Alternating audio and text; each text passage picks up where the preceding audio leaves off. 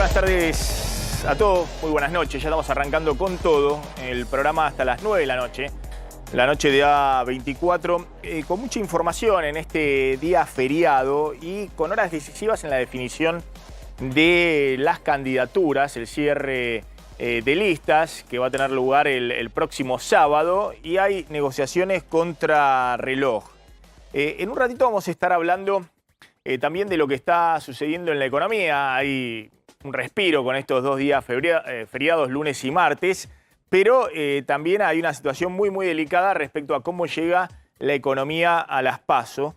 Y vamos a tener la posibilidad de hablar con Juan Carlos Torre, que fue jefe de asesores de Juan Zurruil, del equipo económico de Alfonsín, que implementó el Plan Austral, y que publicó un libro que están comentando todo, y sobre todo Cristina Fernández de Kirchner, que se llama Diario de una temporada en el quinto piso, episodios de política económica en los años de Alfonsín.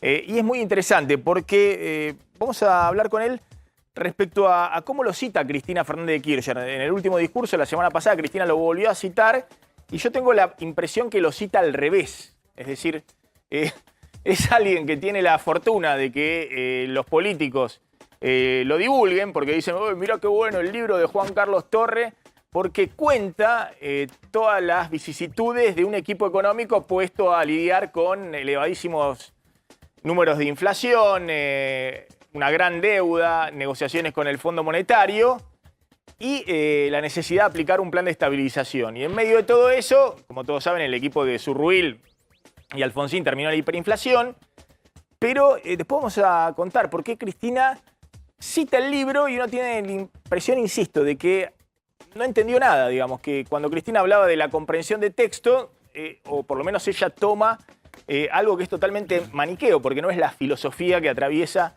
a todo el libro, ¿no? Lo que se cuenta ahí. Vamos a arrancar con lo que ha pasado en el escenario político. Después, respecto a este tema económico, la cuestión de fondo, lo que quiero contarles es que por delante hay una situación muy delicada. Todos están especulando a ver si le explota la situación a este gobierno, es decir, si en algún momento devalúan, se le dispara la brecha cambiaria y hay una espiralización de la inflación. Si eso no ocurre, hay un desafío enorme para cualquiera sea el próximo gobierno, que es cómo aplicar un plan de estabilización cuando tenés varios precios fundamentales de la economía argentina muy atrasados, fundamentalmente el dólar, las tarifas públicas, y todos los planes de estabilización que se aplicaron en la historia mundial, no solamente de la Argentina, requirieron antes un sinceramiento. Es decir, una devaluación, aumento de tarifarios muy fuertes, reacomodamiento de precios. Así que, bueno, después vamos a hablar con Juan Carlos Torre de esto, ¿no? Nadie habla del sinceramiento, todos venden espejitos de colores, venden humo, ninguno dice la verdad, y la verdad puede ser que todos están rogando que le explote este gobierno para poder hacer, digamos, la tarea económica más sencilla, pero la verdad puede ser que si no le explota este gobierno, porque tal vez pasa de largo, sin esa hiperinflación o sin esa mega devaluación, bueno, hay un riesgo muy grande de que le explote en los primeros meses al próximo, o que si no le explota igualmente tenga por delante un desafío muy grande, que es estabilizar la economía, pero antes reacomodar los precios relativos, lo cual significa más inflación, más tensiones sociales, y más problemas para efectivamente manejar todos los balances políticos en la Argentina. Bueno, vamos a arrancar por eso. Hay el libro que siempre cita Cristina, entre paréntesis, al revés. Porque no vamos a traer a alguien para que cuente el libro que cita Cristina, sino que me interesa, muy interesante, ver cómo Cristina cita un libro al revés. Al revés de las cosas que se cuentan en ese libro. Javier, bueno, ayer hubo elecciones en Chaco, en medio de la conmoción que es el presunto asesinato y por ahora desaparición de Cecilia. Hubo una sorpresa desde el punto de vista electoral. Sí, y justamente en la semana previa al cierre de las listas, ahí tenemos los resultados por los cuales triunfó Juntos por el Cambio, que tuvo una PASO. Estos fueron las PASO, no se eligieron gobernador, no se eligieron las autoridades de provincia, sino la PASO para las autoridades de la provincia. Y ganó Juntos por el Cambio por más de 6 puntos de diferencia. Leandro Dero será el candidato a gobernador radical. En realidad, los dos son radicales, lo que muestra en el interior, al revés de lo que pasa en Ciudad de Buenos Aires y lo que pasa en Provincia de Buenos Aires. Pongamos la otra placa también para ver la diferencia, digamos, porque esta fue la sorpresa, digamos, que Claro. ese 42,3%, repitamos la placa, para ver la placa de... Bueno, 42 a 36. exactamente. ¿No? Son 6 repitamos puntos la de placa diferencia. anterior para que se vea cuánto sacó Juntos por el Cambio. 42 42,6. sumados a 36. Los dos candidatos para la gobernación son radicales. Y ahora lo que la decía, placa de Capitanich. Lo que decía, al revés de lo que pasa en Ciudad y Provincia de Buenos Aires, que los candidatos principales son del PRO. Bueno, en el interior no es así. En el interior es más fuerte el radicalismo, los dos candidatos son radicales y Dero será el candidato tal vez favorito para las elecciones en Chaco de septiembre. Hubo ahí no solamente sorpresa, hasta un punto en las legislativas de hace 2 años, en La PASO también ganó Juntos por el Cambio, pero después, en la definitiva, lo dio vuelta a Capitanich, consiguiendo que mucha gente, como ahora, que no fue a votar, fuera a votar después a la elección definitiva. Vamos a ver qué pasa ahora. Lo cierto es que la gran diferencia Juntos por el Cambio la sacó en la capital chaqueña, en el departamento San Fernando, donde está Resistencia, que es el epicentro de las marchas por el presunto crimen. La familia, el abogado de Cecilia ya hablan. La mamá dice que para ella ya está muerta, con lo cual el epicentro fue Resistencia y ahí Juntos por el Cambio sacó 20 puntos de diferencia, lo cual hace difícil remontar ese resultado con vistas a septiembre. Hubo dichos, ahí podemos mostrarlo al gobernador Capitanich, que es derrotado fuertemente, nunca consiguió tan pocos votos como hasta ahora, con la particularidad de que si bien la justicia electoral accedió a su pedido de que sacaran de las listas a Emerenciano Sena, a su mujer y a todos, hay 2 personas más que están detenidas por el crimen de Cecilia, que estaban en listas colectoras que permitían sumarle votos a Capitanich, aunque la justicia consideró que podían sacarse de las boletas, no hubo tiempo material de sacarlas realmente, con lo cual hubieron casi 1000 votos para la lista encabezada por Emerenciano Sena como diputado provincial y su esposa como intendenta de Chaco. Particularidades de Chaco y que tienen en la palabra, no sé si lo podemos escuchar y ver, al gobernador Capitanich, tratando de argumentar qué pudo haber pasado, sobre todo por qué se dicen ciertas cosas en el Chaco y que para él son injustas. Escuchémoslo. La libertad de expresión debe existir, pero no los sistemas de agresiones permanentes, porque eso no es constructivo, ni para la democracia, ni para las sociedades. Nosotros somos personas de carne y hueso, que tenemos familia, que cuando nos atacan y nos agreden, nos afectan. Pero así como tenemos un corazón grande para entender y consternarnos con el dolor ajeno, también con nosotros tienen que tener cierta consternación por el daño que provocan. Bueno, me deja consternado Capitanich con su explicación. Hay que decir, Emerenciano Sena, detenido por ser el suegro de Cecilia, vinculado al crimen de Cecilia, estaba en una lista que contribuía a Capitanich. Y como jefe piquetero y armador de gran cantidad de barrios sociales con plata del Estado, quien le daba esa plata era Capitanich. Entonces, que Capitanich no se moleste por las conexiones que tiene con la desaparición y presunto crimen de Cecilia. El otro dato interesante de la elección ayer en el Chaco fue corroborar que la Libertad Avanza en el interior retrocede, avanza hacia el abismo. El candidato de Milei, que fue con el sello de la Libertad Avanza, sacó menos de 3 puntos. Con lo cual, ahí está Alfredo Rodríguez, Capi Rodríguez, no llegó a los 3 puntos, 2,75, y como no suelen hacer en un partido libertario, que se dice liberal, no suelen hacer internas dentro del espacio, apareció otro con sello Libertarios en Acción, que no es el oficial no es el sello oficial de Milei, y también sacó menos de 2 puntos. Es decir, entre los dos no sumaron ni siquiera 5 puntos.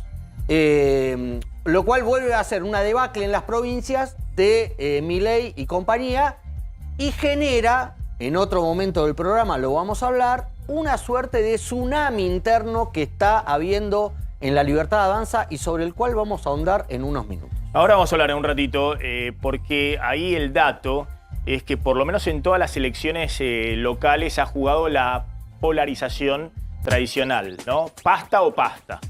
Pasta o pollo, digamos, ¿no? Lo que te dicen pasta o pasta. Pasta o pollo, ¿no? Las dos alternativas que venimos viendo dentro de la polarización. Por ejemplo, acá en el caso de Chaco, bueno, los que apoyaban a Capitanich, los que querían castigarlo, dijeron, bueno, a ver quiénes son, los de Juntos por el Cambio, vamos, y le dieron con la boleta de Juntos por el Cambio. Y los libertarios de Milei quedaron totalmente licuados, ¿no? Igualmente Milei no hizo campaña acá en el Chaco como sí había hecho en Tucumán, donde sacó 4%, pero ahí también pasó lo mismo, digamos, la polarización fue o uno u otro. Ahora vamos a hablar con... en un ratito vamos a estar hablando de este tema porque claramente lo que se juega es, bueno, si se debilita mucho Milei, ojo que al gobierno le empieza a jugar un plebiscito sí o no, digamos, ¿no? A un oficialismo. Siempre es una elección de plebiscito. Y obviamente el temor que hay en el peronismo es que si eso ocurre, pueda haber el riesgo de perder en primera vuelta. Que hoy parece lejos porque ninguna encuesta marca ese escenario, porque lo muestran a Milei muy fortalecido en las encuestas, pero si después vemos que en las urnas no se condice con eso, obviamente hay un riesgo que está ahí dando vuelta. Completame con un datito de Chaco, Javier. Sí, el otro dato de Chaco es que hubo un festejo, obviamente, por parte de Juntos por el Cambio, del radicalismo, que se alzó con la elección. Ahí lo tenemos en imagen al flamante candidato a gobernador de Juntos por el Cambio, Leonardo Sdero, arquitecto, radical, actual diputado provincial, y que si se confirmaran estos resultados en la elección definitiva de septiembre, lograría que el radicalismo volviera a gobernar el Chaco, cosa que ya ha hecho en estos 40 años de democracia en varias oportunidades. El otro punto interesante para señalar es que también vuelve a registrarse, como en otras elecciones provinciales, altos niveles de ausentismo, de gente que no va a votar. En este caso, la suma entre ausentismo y voto en blanco llegó al 47%, con lo cual es un índice importante. Es cierto que son unas PASO, son obligatorias, pero ojo con ese dato también. Ahí está Hugo Aimé. Hugo, bueno, ¿cómo interpretás lo que sucedió este domingo en el Chaco? No, me parece un fenómeno absolutamente local, con un electorado desmotivado, por un lado, y por otro lado, digamos, en resistencia, obviamente, la gente muy golpeada por el tema del femicidio. Y entonces se dio la elección que se dio. A mí me parece que de parte del gobierno provincial faltó una total empatía frente a la situación, que es como que la ignoraron, dijeron esto no va a tener ningún impacto, y objetivamente lo tuvo, porque me parece que vos podés tener ley de lemas, aparatos políticos, plata, pero si la gente siente que no lo representás, no te vota, por más aparato político que haya. Entonces, me parece que esto sí sirve para entender gran parte de la dinámica política en las provincias. Pero también, como decía Javier, ya perdió alguna vez Capitanich y estas son las PASO y a la gente no le interesan nada, ¿no? Cuando uno mide inclusive a nivel nacional... Las PASO. Sí, en general la gente está desinteresada del proceso electoral porque ve que nadie representa a nadie.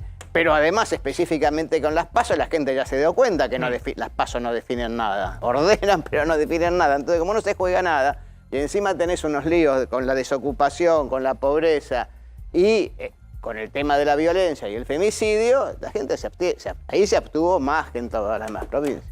Ya vamos a hablar con Juan Carlos Torre, que escribió este libro, Diario de una temporada en el quinto piso, que suelen citar muchos políticos en los últimos tiempos, y en particular Cristina, que la citó el jueves pasado. En su discurso dijo que se la había regalado hace un año al presidente, que seguramente el presidente no lo había leído.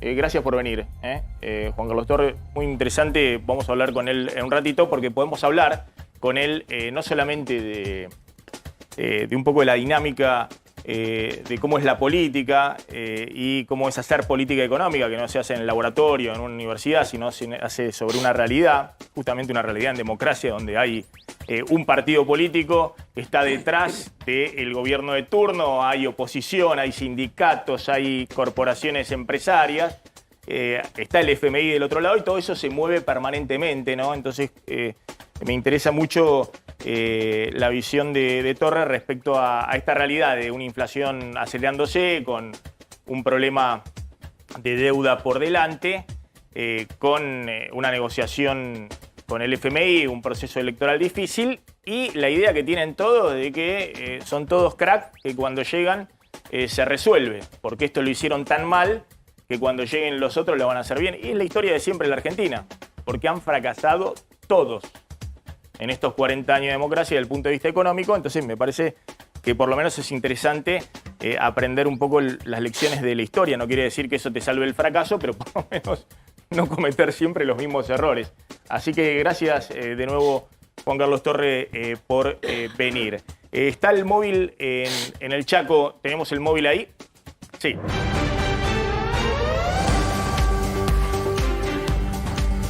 Ahí está nuestro móvil en el Chaco en el día después de las elecciones.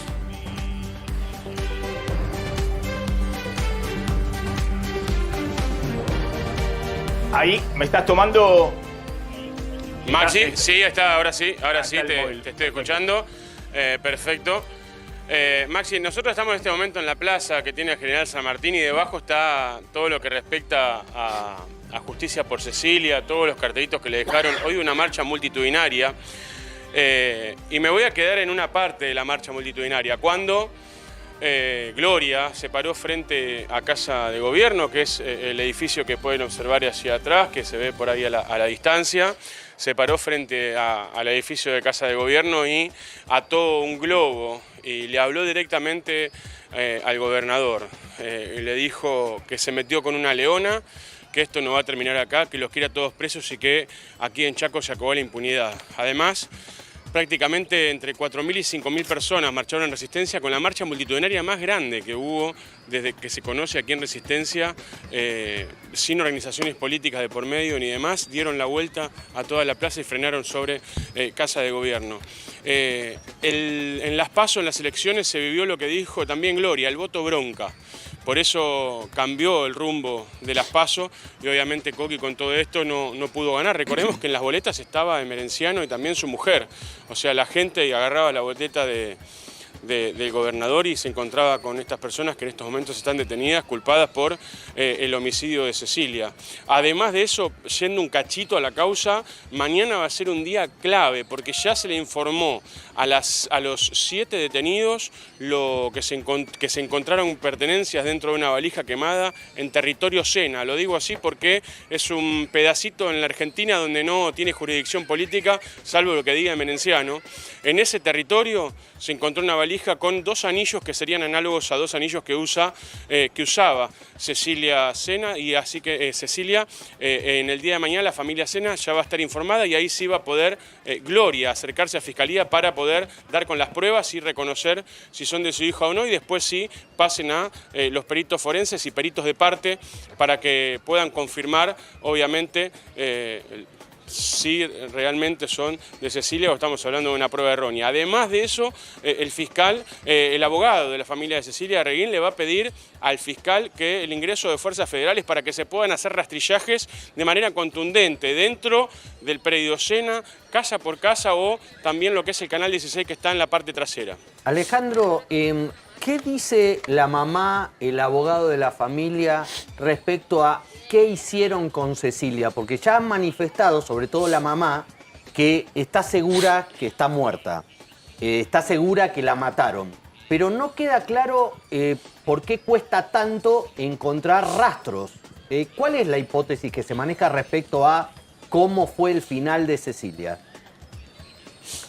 No, por eso, este hombre se pidió, el doctor Arreguín, cuando ingresó a la causa, tanto con el doctor Brien, lo que ellos pidieron es que se sacrifiquen 2 cerdos para poder inspeccionar lo que tenían en sus estómagos. Es tal cual que lo digo, porque ellos, una de las hipótesis es que fue desmembrada y tirada a los animales, fue comida de cerdo. Una de las bateas donde se acostumbraba a hacer chorizos desapareció, por eso es que, nada, le van a volver a exigir en el día de mañana que se sacrifiquen 2 cerdos, si existe esa posibilidad, para ver qué tienen en su interior y para saber si pueden dar, como dijo Gloria, aunque sea que me devuelvan un pedacito de mi hija. Alejandro Pueblas, gracias, muy amable. A ver, Gracias, Maxi. quiero poner en contexto con Hugo Aime el tema político respecto a si va a haber una polarización tradicional, porque en las polarizaciones, como hemos visto hasta ahora, el oficialismo que fracasa pierde. Y pierde, como le pasó a Macri, en primera vuelta. Pero si uno miraba el 2021, estaba claro que este gobierno seguía el mismo rumbo. Porque la situación respecto al 2021 se ha agravado notoriamente, ¿no? La inflación se más que duplicó, la economía está cayendo cuando en el 2021 había crecido 10%, pero apareció el factor Milei. Hay distintas consultoras económicas que están haciendo el análisis porque todos quieren saber, bueno, a ver qué pasa acá a partir de agosto. Si se da un escenario de tercio donde todos siguen en campaña diciendo cualquier cosa hasta octubre y se desbanda todo entre agosto y noviembre, que es el balotaje, o si se ordena, si se empieza a jugar, que en este caso se le puede ordenar incluso al propio oficialismo, porque si está un partido como Juntos por el Cambio, como ocurrió en el 2015, que tiene chances de ya muy claras de ganar, bueno, la corrida electoral desde el punto de vista de la dolarización se puede moderar y puede haber otras expectativas. Esta consultora, 1816, hace un análisis de qué pasó en todas las elecciones provinciales de este año hasta ahora. Es cierto, son elecciones locales, son elecciones a gobernador, pero hubo también en 2019 estas mismas elecciones. Y se ve ahí en el cuadro que el oficialismo, que el Frente de Todos, perdió 2 puntos y que Juntos por el Cambio creció casi 9 puntos desde el punto de vista electoral, habiendo votado solo el 20% del padrón. Es decir, que empezó a correrse el caudal electoral de lo que era el oficialismo del 2019, de los que iban a ser oficialismo, a una oposición. Porque no figuró Milei en las elecciones provinciales, en ninguna figuró con un resultado relevante. Entonces empiezan a proyectar, bueno, si esto mismo ocurre en la elección de agosto, puede haber un escenario que pueda generar que no haya balotaje, sino la idea de que pueda haber un triunfo en primera vuelta de una opción opositora. ¿Esto vos crees que es trasladable? Es decir, si es posible que se desinfle Milei, y por eso está hoy el peronismo con 2 objetivos. Uno, resolver su cuestión interna, y otro es que Milei no se desinfle en las encuestas, porque eso le permite, de alguna manera, alejar el escenario de derrota en primera vuelta.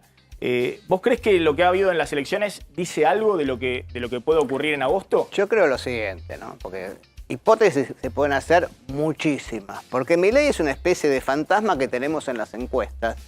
Pero el único... Mira, vamos a saber en la PASO recién cuántos votos tiene. Y como vos decís bien, los terceros que aparecían en las provincias se fueron achicando. Por ejemplo, en La Pampa aparecía un tercero que era tierno, que no tenía nada que ver con Milei, y parecía con votos, pero la atracción de los intendentes del radicalismo hacen que haga muy buena elección el radicalismo. Viceversa, en la provincia de Tucumán, la atracción de los intendentes en la provincia de Tucumán hace que los 15 puntos de voto que nosotros teníamos a favor de la fórmula, después cuando preguntabas, ¿y si usted vota a los intendentes? Hacía los 22 puntos. Quiere decir que el tema territorial es un tema que juega. Y entonces, Tierno no tuvo votos, obtuvo pocos votos en La Pampa y se polarizó la elección. Sacó el peronismo 47,5. Es decir, así como todas las encuestas a nivel nacional lo dan fuerte a Milei, sí, no había ninguna que a nivel local diera que Bussi sacaba 4 puntos. Sí, mi encuesta daba que daba 6 puntos. Sí. ¿Ah, sí? Sí, señor. Ah, bueno, está bien. No, perdón. Por eso, a mí me parece que se guitarrea bastante sobre todo esto y no se pueden hacer encuestas serias, electorales, si vos no estás metido dentro de la dinámica de cada provincia. Es lo mismo que yo te diga que en la provincia de Buenos Aires vos podés medir tranquilamente quién va a ganar gobernador y no tengas en cuenta si cada uno de los candidatos va a tener sus 135 candidatos a intendente. ¿Te das cuenta? Porque ¿cómo haces? ¿Quién camina con...? No, está bien, pero lo que quiero tratar de develar, yo de las encuestas que había visto, las campañas que hacían, Milei se jugó ahí en Tucumán y no va a ir a jugarse por un candidato de 6 puntos. Después cuando sacó 4 puntos Bussi, lo desconoció, dijo, yo no tengo nada que ver con eso. Hay una historia en Tucumán que es la siguiente. Bussi empieza todas las campañas con 20 puntos y termina con 10, 12. Esa es la historia en Tucumán. En el caso específico de lo que sucedió ahora, Bussi, además de que aparecía los afiches, actos, conferencias de prensa, todo con Milei, hizo una propuesta que tuvo un altísimo nivel de rechazo, que era el tema de que la gente... La libre portación de armas. Claro, fue muy rechazado, pero Milei estaba en ese spot. Quiere decir que cuando la gente se acerca al momento de decisión, vos no podés decir cualquier cosa. Tenés que empezar a definir y precisar tu discurso, porque no es que te van a seguir por la bronca que le tienen al gobierno nacional, claro, o el rechazo que le tienen a la casta política, sino que tenés que empezar a definir un poquito más claramente cuál es tu discurso. Bueno, además tenés que ver qué pasa con el gobierno. Ahora, vos lo que estás teniendo hoy es, en las encuestas tenés los tercios, ¿no es cierto? Nacionales, ¿no? Con un Cambiemos, que cuando vos lo medís en primera vuelta está muy golpeado. Porque ni Patricia, parecería que Patricia aventaja a Larreta, pero cuando los pones en primera vuelta aparecen a veces segundos o terceros. Entonces, vos tenés grandes interrogantes. Yo te contestaría lo siguiente. Si la oferta electoral no se ordena, ¿cómo le estamos pidiendo a la población que decida por quién va a votar? Como pasa al supermercado y no tenés producto. Y vos le estés preguntando qué producto quiere comprar. A ver, lo sumo a Javier Calvo. Javier. Sí, porque... aparte del problema en Tucumán, aparte del problema en el Chaco, Milei empieza a tener problemas más serios. Ya los vimos la semana pasada con lo que pasó en Neuquén, con su ex candidato a gobernador Eguía, que públicamente dijo que era un chorro, un trucho, que si él venía a ser la anticasta no había otro más casta que él, porque le pedían cargos, etcétera, etcétera. Bueno, esto se está repitiendo en otros lados, a tal punto que fue el primer acto este fin de semana en La Matanza de El Dipi. Sí, El Dipi, candidato de Javier Milei en La Matanza, un hombre que decía que no se metía en política, decidió meterse en política, nada menos que en La Matanza para ser intendente de La Matanza, y hicieron un acto en un salón, en un polideportivo de Tablada, de La Tablada. No se ve mucha gente, no estuvo muy bueno el acto, a tal punto que del acto Milei decidió no participar. Le surgió un inconveniente y solamente hizo un acto saliendo del auto como Mick Jagger en una esquina de La Tablada, saludó a la gente, hicieron un par de videitos de esos que se viralizan, que parece que hay miles de personas y son 100. Pero bien hecho, da una linda sensación. En Tucumán hacían lo mismo, en todos lados hacen lo mismo, pero acá no había mucho. Pero lo que llamó más la atención, hubo un discurso del DIPI que dijo que lo va a sacar a las patadas a Espinosa, al actual intendente de La Matanza, pero lo que más llamó la atención es el discurso que vamos a mostrar ahora. Porque por primera vez en un discurso público, el operador de Javier Milei en la provincia de Buenos Aires, llamado Sebastián Pareja, un dirigente peronista de larga data en la provincia de Buenos Aires, con mucho recorrido. Era un hombre que estaba con Emilio Monzó, claro. Y antes estuvo con otros. Bueno, tengo Emilio el Monzó que hoy arma para Patricia Bullrich, Claro. pero se había peleado en su momento con Macri porque era el que reivindicaba la rosca, el presidente de la Cámara de Diputados, un hombre del peronismo, que él decía que Macri no hacía política. Bueno, después se peleó con Larreta y hoy está con Patricia Bullrich. En las legislativas había estado con Manes. Esto para contar un poquito cómo fluye la política, digamos. No es que están de un lado los que tienen cierta ideología y del otro el resto de del arco ideológico, Totalmente. sino que van y vienen según los intereses que tienen respecto a lo primordial para los políticos, que es llegar al poder. Pero fíjate con atención lo que dice Sebastián Pareja. Insisto, para el que no lo conoce, el operador político, el armador político en la provincia de Buenos Aires. La provincia que tiene casi el 40% de los votos electorales. Escúchalo.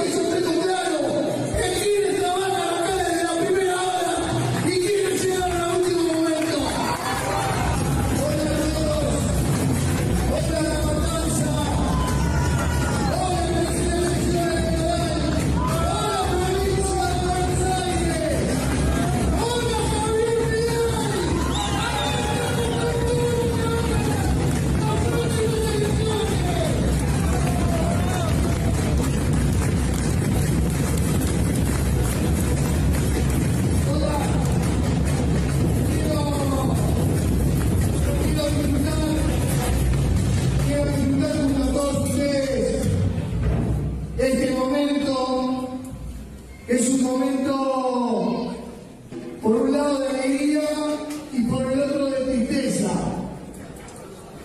Porque, como todo abogado que termina una demanda, o como todo arquitecto que termina una casa, mi trabajo, aquel que empezó hace un año y medio atrás, cuando Javier Milei medía 2 puntos nacionales, está llegando a su fin y siento esa tristeza de terminar ese trabajo, pero la alegría enorme de no haberme corrido un centímetro de lo que prometí.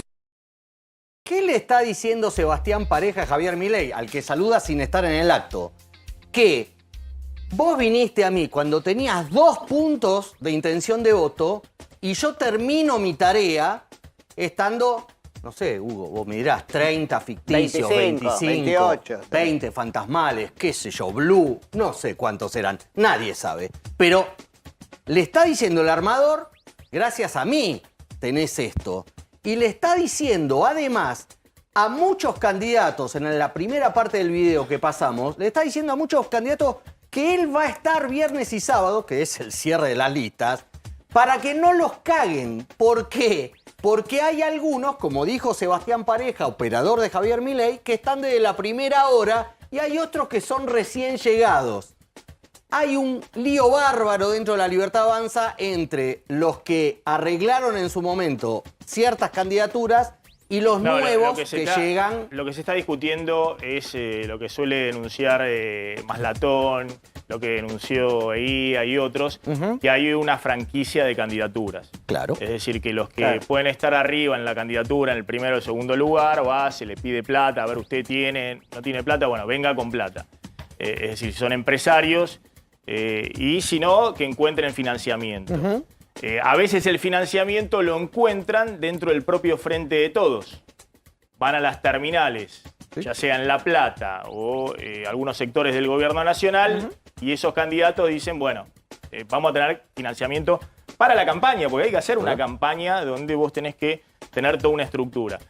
Bueno, lo que están discutiendo es eso, digamos, que muchos de los que ahora pueden integrar las listas no eran los que estaban originalmente, porque son los que vienen con la franquicia Milei, porque vienen con plata detrás. Exactamente. Y hay que ver cuántos escándalos van a estallar de acá al cierre de listas, porque va a quedar gente afuera, va a quedar gente herida que ya se está yendo en la provincia de Buenos Aires, sobre todo en el conurbano. La semana pasada contábamos que finalmente Guillermo Britos, el intendente de Chivilcoy, que iba a ser el candidato a gobernador de Milei, decidió no ser candidato a gobernador por estos mismos temas que vos planteás, Maxi, porque no le dejaban poner ni siquiera un diputado provincial si no pasaba por la lupa o por la tesorería de Milei. Bueno, frente a este problema, ojo, porque puede haber novedades en los próximos días, siempre, insisto, con vistas a las listas electorales que cierran el sábado y que tienen a Javier Milei todavía sin, por ejemplo, saber quién va a ser su candidato o candidata a la gobernación bonaerense.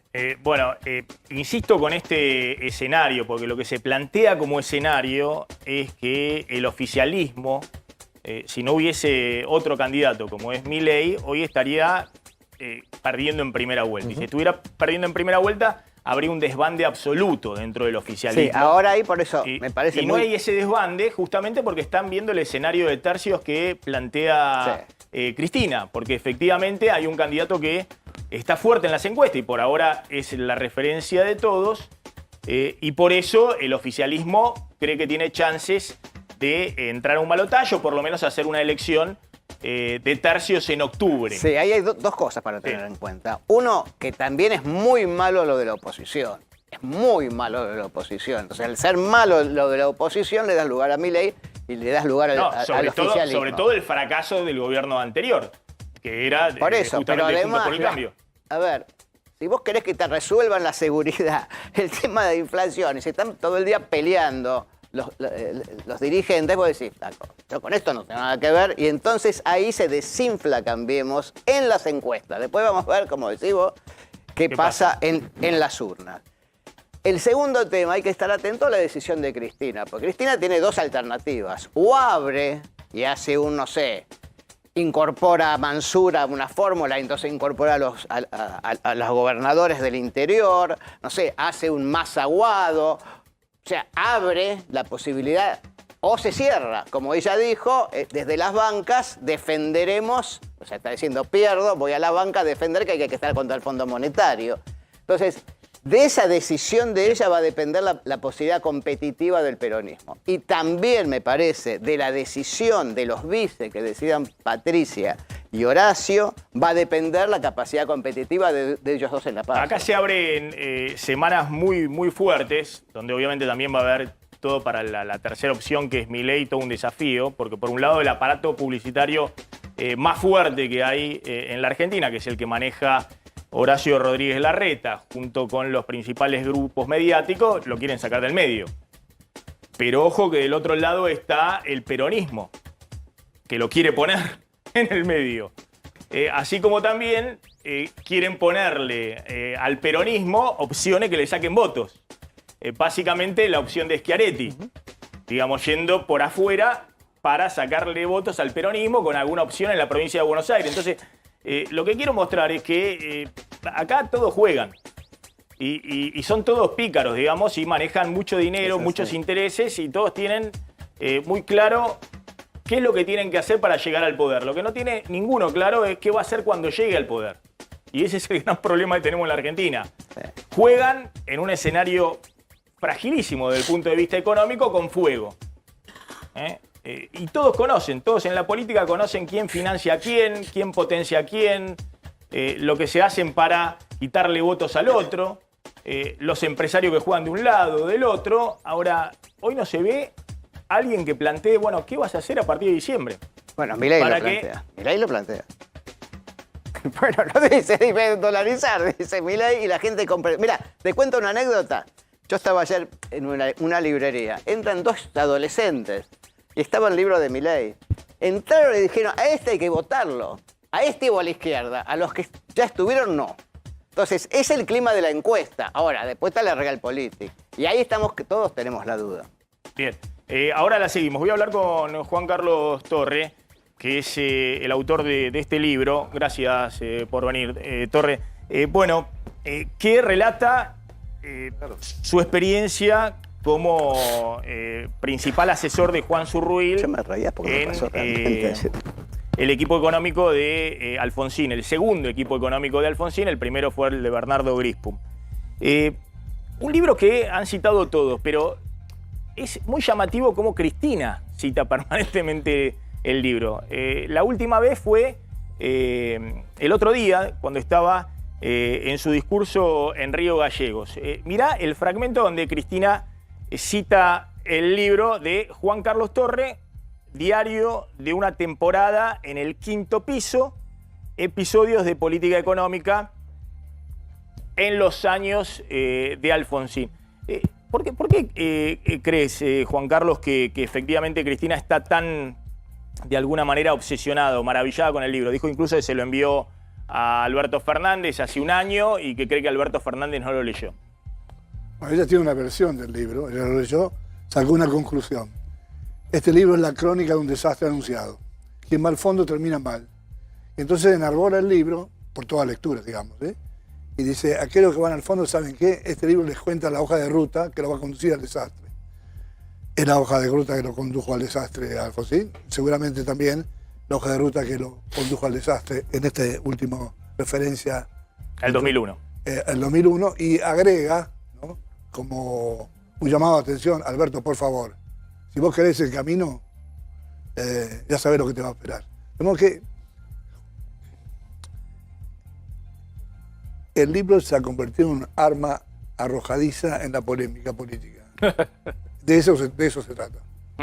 ¿Y vos qué pensás de esa interpretación que hace Cristina? Yo creo que el libro es más que eso, Sí. ¿no? Pero en todo caso, como se está hablando, ¿no?, en el debate político, cualquier carta que se juega vale. Yo no voy a entrar a discutir si es un balance correcto o no. El libro es otra cosa, pretende ser otra cosa, ¿no? El libro, además, curiosamente, venía pensando cuando venía al programa, el libro tiene una perla. Y la perla es la siguiente, déjenme.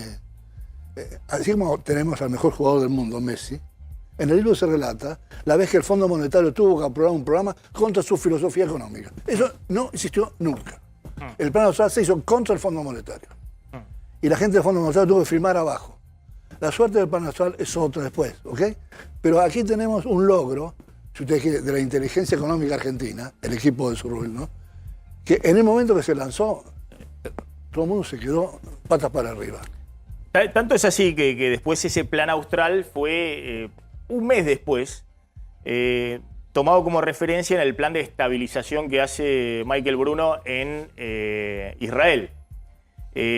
Un plan que, bueno, que desde entonces tuvo mucho éxito y perduró en la estabilización de Israel. Vos decís que estaba en contra del FMI, me interesa ir a la actualidad, digamos, porque fue un plan que tuvo un condimento de ajuste fiscal y ajuste monetario, pero tuvo un componente heterodoxo.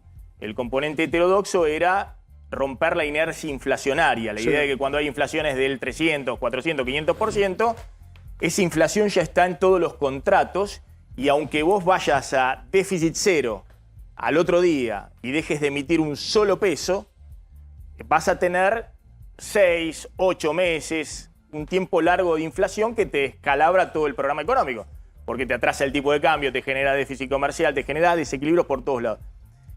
Esto se estudió mucho, digamos, en el plan austral y después lo estudiaron en Israel, digamos, donde lo explican economistas muy ortodoxos que dicen hay que romper también la inercia inflacionaria.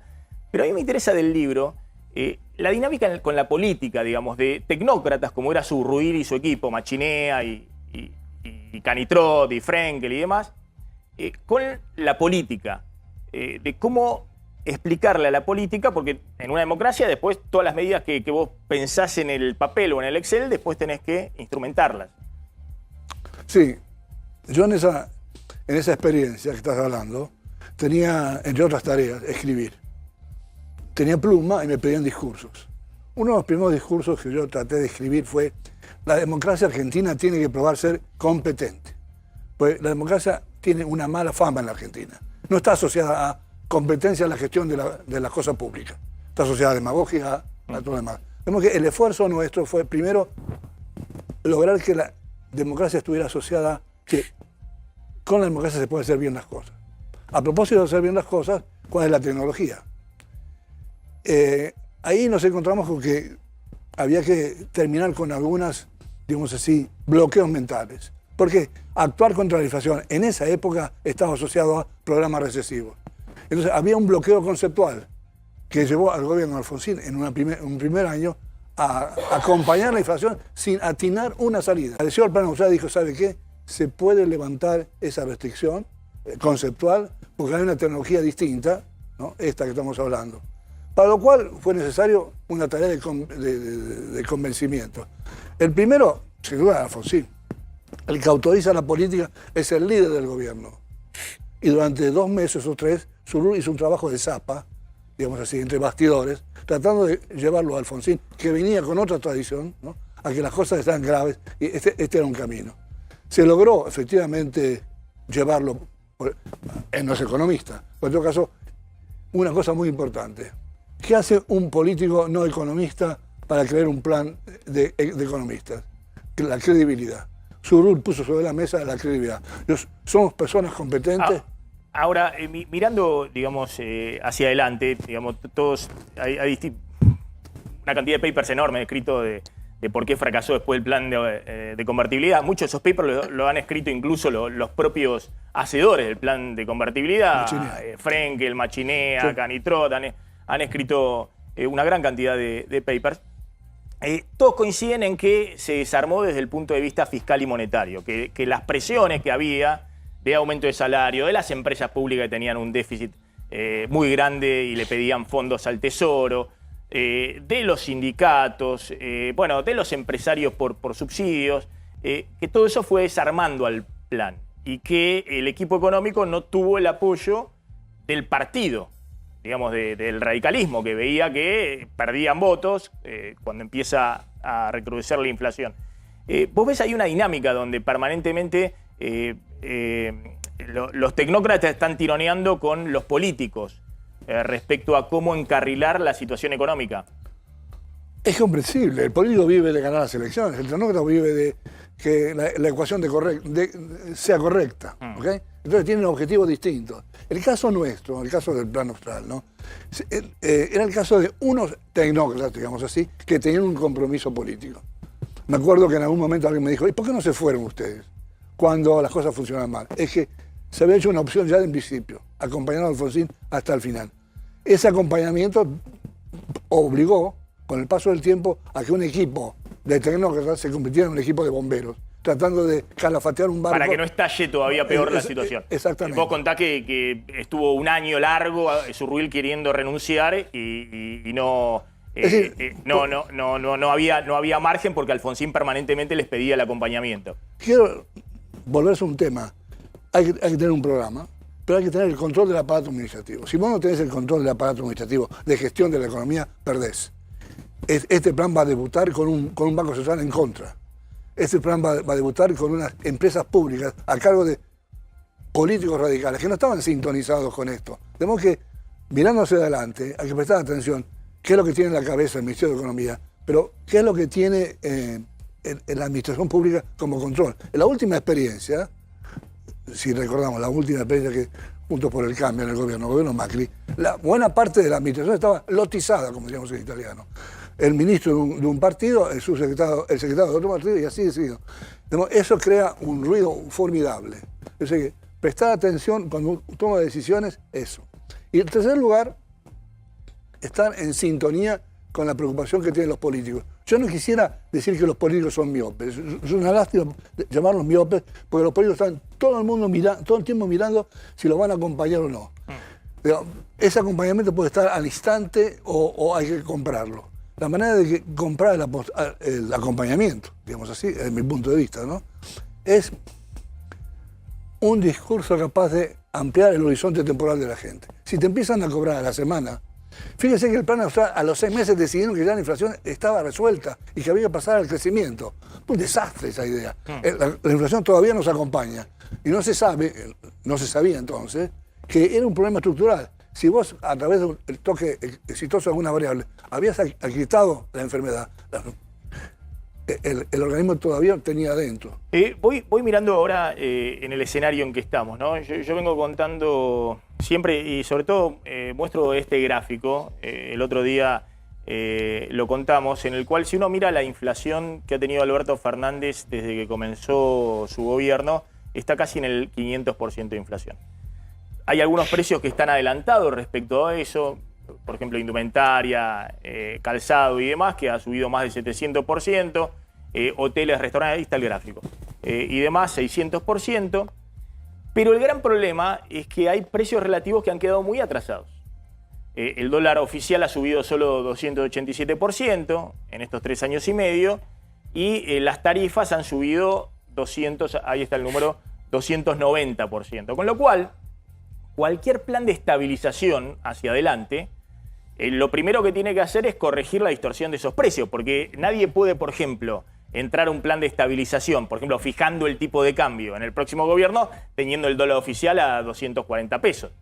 Porque al 240 pesos o 250 pesos, todos los precios de esta economía en dólares están muy caros. O nadie puede entrar a un plan de estabilización con estos precios de las tarifas de servicios públicos. El plan austral... Si uno plantea la dolarización, bueno, no podés entrar con la dolarización cambiando los pesos por los dólares a 250 pesos. Tampoco hoy creo que puedas entrar a 500 pesos, porque no hay dólares en el Banco Central, pero aún si pudieras entrar a 500 pesos, que es el dólar real, el de la calle, tenés en el medio una movida de precios de sectores que han quedado atrasados respecto a eso muy grande. Con lo cual, todos los planes de estabilización que hemos visto, el plan austral tuvo ajustes fiscales, de tarifas, de dólar, previo a junio del 85. La convertibilidad tuvo devaluación muy fuerte, plan Bonex, ajustes tarifarios muy fuertes, previo a abril del 91. Es decir, todos los planes de estabilización tienen antes un shock que es muy negativo para la política, porque estamos ya con 120% de inflación y estamos diciendo que, ojo, que si esto no le explota a este gobierno, el que venga va a tener en los primeros 6 meses más inflación, no menos. Porque va a tener que acomodar el tipo de cambio oficial, va a tener que acomodar tarifas, va a tener que acomodar un montón de cosas que han quedado atrasadas. ¿Cómo ves esa dinámica? Vos sos sociólogo, ¿cómo ves esa dinámica donde todos los políticos ven que por delante tienen un problema enorme, pero todos plantean que la solución para adelante es muy sencilla? Se termina este gobierno y se resuelve. Yo te pido un poco de indulgencia porque no puedo entrar en el debate económico. Me declaro totalmente incompetente. Pero sí me puedo entrar por el lado último que vos sugerís, ¿no? Que es cómo se hace para manejar una situación que de movida sabemos que va a ser complicada, ¿no? Yo realmente no te puedo decir cómo. No tengo idea cómo. Hay que ser honesto con la gente, decir, contarle, miren, la situación es así. Lo que viene puede ser incluso más difícil los primeros meses. Yo creo que hay que tener 2 mensajes. Lo que viene es difícil, primer mensaje. Segundo, los que quedaron en la banquina, cuenten, yo les voy a dar una mano. Hoy día, lamentablemente, el discurso público de los economistas gira en torno a el ajuste es duro. Escúcheme, ya estamos en eso hace un rato. No vengan con malas noticias. Como diría un programa de televisión tardío en la noche, pare de sufrir. No puede ser el mensaje. Hoy día son pocos los economistas que no dicen pare de sufrir, que lo dicen. En todo caso, yo creo que el mensaje tiene que ser a 2 bandas. Efectivamente, hay problemas a resolver, pero ustedes que están acá y están preocupados, ¿no? Nos vamos a ocupar. Y se insinúan algunas medidas, ¿no? Hay que formular algunas medidas, pero a los que quedaron a la banquina o están temiendo que a la banquina, hay que decirles algo. Hoy día, gran parte del discurso está dirigido a los llamados mercados. Y lo están mirando con la explicable reserva que tiene hacer política en la Argentina. Uno de los problemas que tuvo el gobierno de Macri es que creyó que la historia comenzaba ahí. No, señor. El dossier de la Argentina lo habían guardado, ¿no? Y vamos a ver qué es lo que va a pasar con ustedes. El dossier de la Argentina está guardado, ¿no? Cuando digo esto, digo, ustedes han fracasado demasiadas veces. No crean que de la noche a la mañana lo vamos a creer.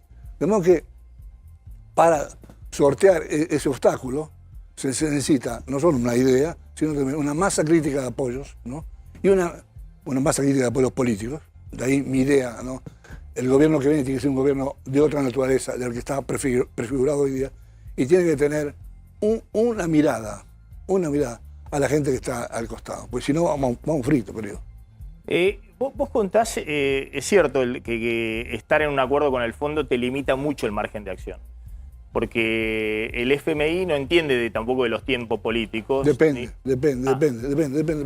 Argentina siempre ha tenido en Washington coronita. El Fondo Monetario lo último que quiere es hablar con Argentina, porque sabe que a último momento viene alguien del Departamento de Estado y dice, cambió todo. Efectivamente. Es decir, la presión de Washington sobre el FMI para que tenga la gente, flexibilidad. El elenco de contadores públicos que están en el Fondo Monetario no soportan a la Argentina, la odian a la Argentina. Negociar con los argentinos es lo peor que hay, porque saben que más tarde o más temprano va a venir alguien del gobierno a decir, escúcheme, en el caso de Alfonsín, denle una mano a esta gente, porque detrás tienen un golpe militar que en su momento hizo algo también del Guinness Book of Records. Argentina peleando contra la NATO. No puede ser. Entonces, siempre hay una razón. Este gobierno... A Macri, Trump intercediendo porque detrás venía el kirchnerismo. Por eso digo. Este gobierno porque no puede haber un colapso en medio del escenario electoral. El Fondo Monetario te limita, pero si sabes hacer las cuentas y no jugás a todas las bandas, con los chinos, con los rusos, con los americanos, es decir, si tenés una credibilidad más o menos razonable, el gobierno te puede dar una mano, porque lo último que se quiere hoy día, ¿no?, es que agregar un despelote más, ¿no?, a un escenario muy complicado. De modo que te limita en el fondo, sí, pero tenés que tratar de tener cintura. ¿Por qué te hago la última, ¿por qué crees que... yo tuve la oportunidad de tratarlo mucho a Juan Zurruil cuando yo era muy jovencito, empezaba en el periodismo, todos los viernes iba y hablaba con él en El Economista, que era un semanario económico, de Juan Radon Hick, entonces secretario de medios en la época de Alfonsín, que lo conocía a Zurruil y nos daba clases de economía, un grupo de economistas que estábamos ahí, que escuchamos con mucho interés la experiencia que había tenido, ¿no? No sé si pasó en su momento con el equipo de Zurruil, pero ha pasado con todos los equipos económicos. Yo he conocido mucho a los últimos equipos económicos de todos los gobiernos que han pasado, que cuando llegan creen que la resuelven. Cuando llegan creen que esta vez va a ser distinto, que la cambian, que faltó una fórmula económica para aplicar, no tenían en claro que la cosa podía implementar. ¿Por qué creen? Y después están contra las cuerdas, ¿no? Después están viendo y contando los minutos para irse, pues se sienten prisioneros del cargo, sienten que, bueno, que vuela todo por los aires. ¿Por qué crees que hay esa falta de capacidad de aprender, en todo caso, de los errores de los otros en el pasado? No, este libro para mí tiene una gracia, que es un instructivo. No entrar con inocencia al quinto piso. Hoy día, no entrar con inocencia al quinto piso. Es terrible. Nosotros no entramos con inocencia, nunca creímos que con nosotros cambiaban las cosas. Hubo un periodo que estábamos en la noche buscando cómo salir. Hubo 3 meses donde volvíamos a nuestra casa con tareas para el hogar. Escúchame, ¿cómo hacemos? Al final, armando las piezas, se encontró, pero nunca se debutó como hoy día están los candidatos, con esa inocencia. Y la inocencia tiene que ver, es la contrapartida de años y años en medio del pantano. La sensación de impotencia que te da el pantano y la idea de escapar por arriba. Digo, un país más estable, ¿no?, te genera alternativas más razonables. Un país inestable te genera alternativas fantásticas. Es muy interesante lo que planteas. No me queda tiempo, pero todos saben que hoy la Argentina no puede tener déficit fiscal, no puede emitir pesos porque ya agotó la capacidad de emitir pesos. No hay demanda de pesos, todo se va al dólar, todo se va a la inflación inmediatamente, entonces no se puede hacer eso. Y que eso tiene que cerrarse, la brecha fiscal y la emisión monetaria. Pero detrás de eso está el pago de las jubilaciones, el pago de los salarios, dónde recortás del gasto público, todo detrás de eso hay intereses político, económico. Y detrás de eso hay personas, hay corporaciones, hay los jubilados, los planes sociales. ¿Vos crees que, mirando hacia adelante, que el próximo gobierno que va a tener que enfrentar todo eso, ¿qué es lo que necesita? Yo creo que si sumamos todo lo que estás diciendo, la conclusión es Argentina es una sociedad bloqueada por todos lados. Bloqueada. No es una sociedad en conflicto, no, es una sociedad en conflicto pero bloqueada, ¿bien? Entonces mi idea es estirar el horizonte. Y estirar el horizonte es con un mensaje hacia el futuro, con un líder creíble, que educa a los argentinos en un ejercicio complicado, sociología de la paciencia. De la paciencia. Para zarfar y no dejarte perseguir por una pistola en la cabeza al otro día. Entonces, alargar el horizonte. Pero para eso tenés que hacer algunas jugadas que yo no puedo decir que son porque no tengo idea. No, y sobre todo cuando después del 2001 casi todos los políticos tienen temor enorme a pagar costos políticos, ¿no? Nadie quiere pagar costo político porque no sabe si sigue en el gobierno el mes siguiente. Bueno, muchas gracias. Juan Carlos, gracias. Hasta luego. Muy interesante y muy amable. La verdad que teníamos ganas de dialogar con Juan Carlos Torre. Vamos a hablar un poquito de la economía real. Hay dos empresarios PYME en nuestros estudios. Uno que le va bien y otro que le está yendo mal, ¿no? Están Gastón Auteda, que es comerciante en la calle Avellaneda, y está Diego Jaime, que es dueño de una cadena de hamburguesas. Empiezo por vos, Gastón. Vos tenés un comercio, ¿cuántos empleados? ¿Qué vendés? Yo tengo un comercio familiar, en el que vendemos ropa de hombre, sobre la calle Avellaneda. Y vivimos la problemática de la calle, que todos los días, con la inflación y con el lío que tenemos. No es que me esté yendo mal, no sé si quizás uno con tanta queja no hace que pensar eso. Lo que pasa es que tenés una fuerte baja de ventas.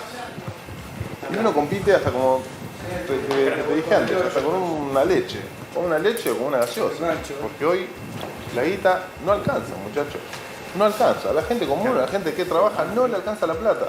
A ver si lo ven los cráneos que tenías ahí. Esperamos un segundito, Gastón, que ahora completo con vos porque tengo un ponente ahí en el micrófono. Contame vos, Diego, Jaime, tenés una cadena de hamburguesas. ¿Qué es lo que... ¿Cuántos empleados tenés? ¿Cómo te está yendo? No, la verdad que nos está yendo bárbaro. En la pandemia arrancamos con una plancha en la vereda y hoy contamos con 10 locales. Ya estamos franquiciando y bueno, con la apertura pronta de un local en Rosario de 130 metros cuadrados, con salón de juego. La verdad que nos está yendo muy bien y estamos muy felices, ¿no? ¿Qué encontraste ahí, digamos? Porque estamos en una economía con 120% de inflación, todo lo que contamos. ¿Qué es lo que, además de que debes haber encontrado un buen producto, precio, calidad, está llegando? Pero ¿qué es lo que notás, digamos, en el día a día? ¿Cuántos empleados tenés? Bueno, tenemos 60 empleados. O sea, somos una familia de 60 chicos trabajando. Sí. Reconocimos que la gente, en lo que es la gastronomía, en la pandemia, donde no estaba todo cerrado, nosotros empezamos a trabajar y empezamos a reconocer que dice, che, esto es lo nuestro. Yo era jugador de fútbol antes, o sea, toda mi vida jugué al fútbol, y la pandemia me tuve que reinventar, diríamos. Bueno, y hoy la verdad que estamos trabajando a 1000, porque hay mucha gente que quiere ser parte de Murphy Burger. Y nada, volviendo al producto, tenemos un buen producto, a buen precio, o sea, tratamos de... ¿Cómo haces con el tema de la inflación? ¿Te lo imaginas? Hay una nota de New York Times, justo en estos días, donde dice Argentina, 115% de inflación, crisis económica y locales gastronómicos llenos. Sí, a full, ¿no? Las paradojas de la Argentina. ¿Qué notás? Que por ahora hay consumo, hay demanda. La gente tiene unos pesitos y quiere salir, quiere consumir, ir a un local gastronómico. En lo particular nosotros, más allá de que tenemos un buen producto y nos aceitamos a lo que es el precio al bolsillo del cliente, ¿no? O sea, sabemos que hay déficit en los sueldos y tratamos de mantenerlo. Sufrimos todos los días los aumentos, lo vivimos, o sea, somos conscientes, pero también reconocemos que hoy la gente es el placer corto, o sea, de disfrutar el momento y no de decir, che, bueno, voy a ahorrar para una casa, esto que el otro. Entonces salgo a disfrutar y nosotros le brindamos un buen servicio, un buen producto. Entonces, por eso hoy creo que a nosotros nos está yendo muy bien y tratamos de incentivar a otra gente que vengan a luchar por nuestro sueño también, juntos. Hay un público joven, fundamentalmente, que lo que cobra de sueldo se lo gasta. Sí, yo creo que hoy en particular particularmente lo creo y lo veo diariamente en los locales, ¿no? O sea, que los chicos, volvemos a lo anterior, a lo que te dije anteriormente. Hoy está todo tan complicado de decir, bueno, me quiero comprar un auto, me quiero... entonces salgo a divertirme, salgo a consumir. Sí, quiero pensar en el futuro, quiero ahorrar para el futuro, que prefieren gastarlo hoy. Prefiero gastarlo hoy. Entonces, pero bueno, estamos nosotros también que... nosotros estábamos en esa etapa también antes y hoy estamos en otra, le encontramos otro sentido a la vida, si estamos trabajando, nos está yendo bien, entonces ¿por qué a otro no le puede ir bien también? Entonces también dejar ese mensaje, que aparte de que se consume, de que la plata no alcanza, pero que sí se puede. O sea, si nosotros pudimos, se pueden también, entonces... completo con vos, Gastón. Complétame lo que estabas contando en el día a día. Estás con el día a local día, familiar en un poco Avellaneda. lo que te dice él del día a día. Los pibes saben que no llegan a un auto. No llegan a un auto. Con un sueldo de 2 3 gambas, ¿cómo te compras un auto de 4 palos? O sea, es imposible. Entonces se vuelcan. Yo coincido con lo que dice Maxi. Uno se han volcado mucho. Los pibes, aparte, todos lo hicimos. Todos. ¿Vos venías con ventas sostenidas hasta cuándo? Mira, ¿2021, 2022? Mira, la crisis que hubo en del gobierno en el que se pelearon, que salió Guzmán y todo eso a nosotros, por lo menos al sector que textil, nos destrozó. De ahí en adelante, mira que veníamos despacito, ordenado, bien, pero esa peleita entre ellos... Desde mediados del año pasado. Claro, nos salió carísima ahí al sector. O sea, hicieron un montón de decisiones, desde mi humilde opinión, erradas, como cerrar la importación totalmente sin ver lo que se hace y lo que no se hace. No, pues yo no importo nada, pero tenés insumos que son importados, que donde no se hace no hay. Lo que pasa con las cubiertas, o sea, nos pasa en todos los sectores eso. Entonces eso hizo que... Desde ese momento vos sentís que cayeron tus ventas. No, hubo un bombazo de aumento. Ahí se disparó, nos hizo un bombazo en el sector. Unos aumentos, lo mismo que la cubierta. ¿Cuánto vale hoy una cubierta? Sí. ¿Cuánto que salía antes? Entonces te perjudican, a propósito parece que lo hicieran. Parece que lo hicieran ahí adrede. Y hoy, ¿cómo estás manejando ese tema, del tema de la inflación, los costos, los pagos? En Avellaneda nos matamos por bajar los precios. Hoy vi, hay una placa del aumento del precio del sector textil que no me pareció real. Desde la calle... Es lo que dice el INDEC. Es lo que dice el INDEC, pero no es lo que hay en Avellaneda. Vengan a testear cuánto vendíamos un pantalón el año que ha pasado. Y no hay un 700 de aumento, no hay un 700 de aumento. Capaz que en el shopping lo hay, no sé, no compro. No, lo que marca el INDEC últimos 3 años y medio. Vestido de Pero lo que vos Avellaneda. decís es que en los lugares más populares, en Avellaneda, en las ferias y demás, los precios son otros, no son los precios. Y nos matamos por que la gente pueda acceder, a pesar de que no le alcanza. A pesar de que en el país de la carne no coman carne ni 3 veces por semana por la inflación, nos matamos para que el tipo se pueda comprar un pantalón y para vender. Y en 3 años es difícil que me acuerde sin tener una base. Y en el último año, un 40 arriba. Son precios totalmente distintos. Hay una diversidad de precios enorme. No es lo mismo en la salada en Avellaneda que en los shopping. Contá qué pasó en el Día del Padre, rápidamente los datos. Bueno, estamos justamente con el tema inflacionario. La cuestión es ver cómo viene la actividad económica. Lo monitoreamos cada vez que sale un índice. El último tiene que ver con la CAME. Los comerciantes pequeños dieron a conocer que contra el año pasado las ventas cayeron un 1,2% en volumen. Acá no es el tema precios, sino volumen. Ahora, el 45%, es interesante ver de cómo se conforma justamente el consumo. El 45% de los que compraron en pequeños comercios lo hicieron a través de promociones. En general, promociones bancarias, de tarjetas, dando o descuentos o cuotas.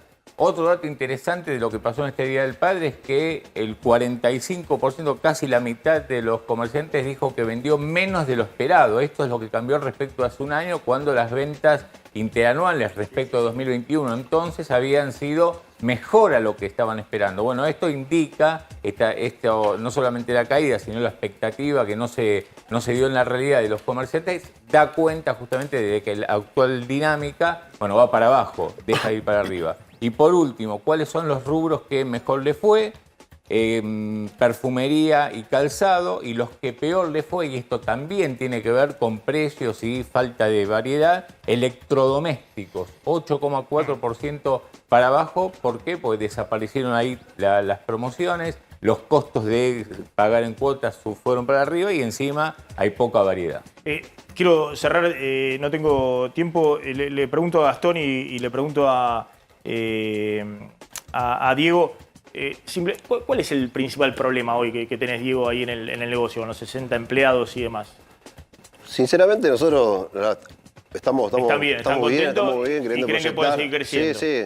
Hoy apuntamos a nuestro sueño de ser la cuarta cadena de comidas rápidas. O sea, estamos trabajando para eso. Sí, soñamos trabajando. Así que todos los problemas aparecen soluciones. Así que no, la verdad que estamos... Por eso invitamos a todos los que quieran ser parte de Morphy. Pueden dejarme meter el chivo. Morphy es la cadena. Morphy Burger. Está bien. ¿Y vos, Gastón?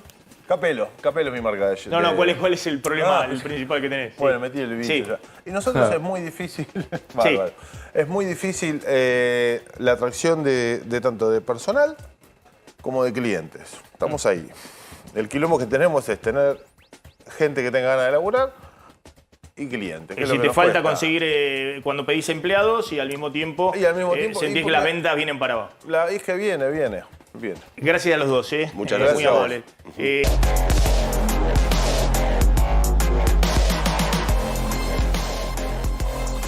Guerra de candidaturas en el PJ. Sí, semana final de las candidaturas, guerra total en el ex Frente de Todos, Unión por la Patria, ahora se llama.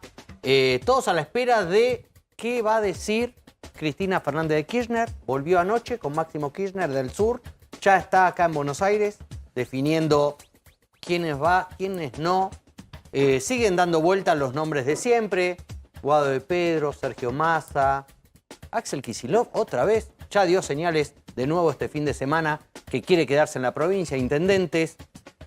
Máximo Kirchner estaría en una de las boletas de la provincia de Buenos Aires, obviamente. Y un dato que dentro del peronismo no pasa desapercibido. Guado de Pedro, que era el hombre que más actos hacía por minuto, desde el viernes que no se mueve. No tuitea, no va a actos, no nada. Viernes, sábado, domingo, lunes. 4 días. Está en stand-by, esperando. Para mí, sabe algo que nosotros no sabemos. Y bueno. Para mí, por supuesto, sabe algo que nosotros no sabemos. Las posibilidades hasta ahora son Massa, Guado de Pedro. Massa, Guado de Pedro, Mansur, que hoy se volvió a lanzar para la presidencia, con spot y todo, con cartelería y todo, publicidad, con el lema del interior también existe. Eventualmente, ¿la idea de Kicillof puede seguir dando vuelta o no? Bueno, Kicillof es el que más voto fideliza de Cristina. A Máximo Kirchner le encantaría que Kicillof aceptara ser candidato a presidente. Kicillof no quiere saber nada. Se mantiene. Y Scioli, no bajando la bandera. Atención, redobla la apuesta Scioli. Sí, hoy claro. es la piedra en el zapato de Cristina. Ya está. O en los tacos, no sé qué está usando la vicepresidenta. Y efectivamente no se baja y está planteando las PASO. ¿No se baja? No se baja. No se baja. Pero uno conoce que no se baja. Lo que él transmite es que no se baja. Ahí firmó el sábado la inscripción de su fuerza interna dentro de Unión por la Patria para competir por la presidencia, que se llama Unidos Triunfaremos. Así que... ¿Y eso potencia al oficialismo, Hugo Baime, o lo perjudica? La idea de que me parece que la discusión quedar cuarto. No es electoral, es qué pasa el día después. Si pierde el gobierno, ¿qué plantea Massa? Si pierde el gobierno, para Mansur también, si pierde el gobierno, tiene un problema con la economía. Eso es el planteo. Porque pones 1, pones 3, van a dar más o menos lo mismo. No cambia la ecuación. Ahí lo tenés la visita que hizo Mansur a Uñac, tratando de armar un bloque del interior, y el cartel con el que Mansur, a horas de que termine la inscripción de listas, se quiere presentar como presidente. Para mí la sensación es que quiere que algún gobernador o exgobernador participe de la fórmula presidencial. La otra pregunta. Mansur está decidido a jugar y a inscribirse. Y a inscribirse como presidente.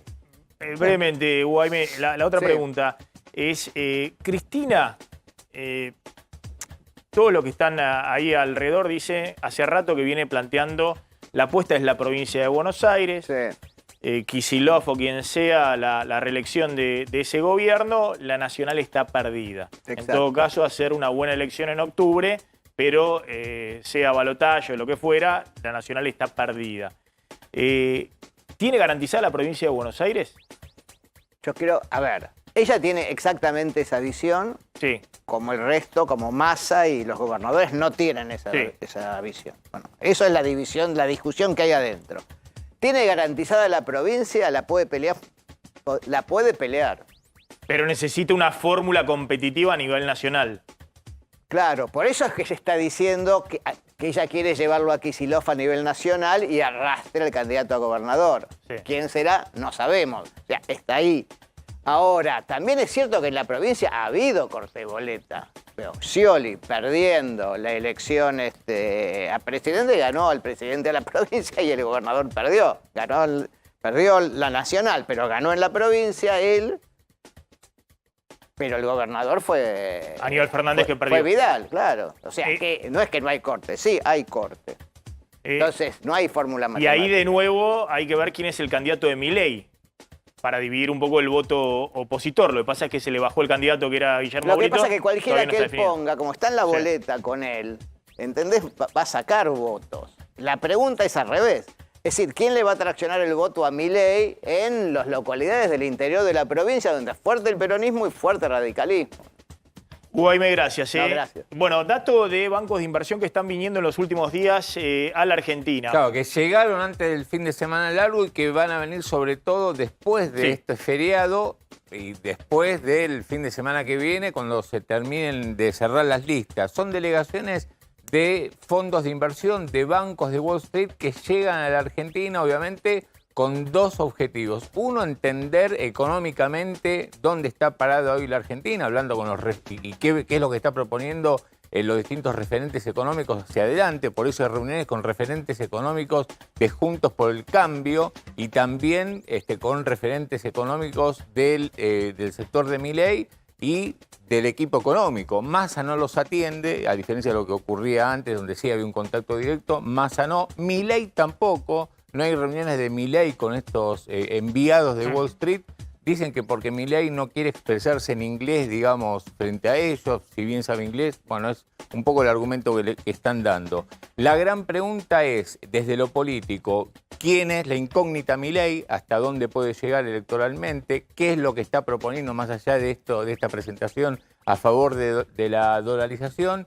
Y el foco político tiene que ver, a ver qué va a ocurrir en Argentina a partir del próximo fin de semana cuando se cierren las listas. Pero vienen de distintos fondos muy importantes: Jefferies Group, Golden Tree, el Barclays inglés y XP Security. No, lo que quieren ver todos es si va a haber trade electoral o no. Si van a subir acciones y bonos, 70% en dólares subieron en 2013, 40% en dólares después de la elección de agosto subieron en 2015. Bueno, la pregunta es si va a ocurrir lo mismo este año o no. Nos despedimos, nos reencontramos mañana a 19:30. Se quedan con Trebuch.